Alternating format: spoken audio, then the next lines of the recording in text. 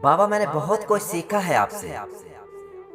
जब दिन भर की कड़ी मेहनत के बाद हाथ कुछ न आया हो, तो खुद पैदल चलकर किराए वाले पैसों से बच्चों के लिए कुछ लाया कैसे चाहता है।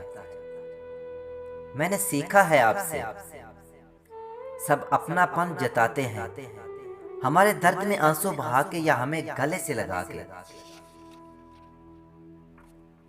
हर एक मजबूत कंधा बन के अपनी सांसों को छुपाया कैसे चाहता है।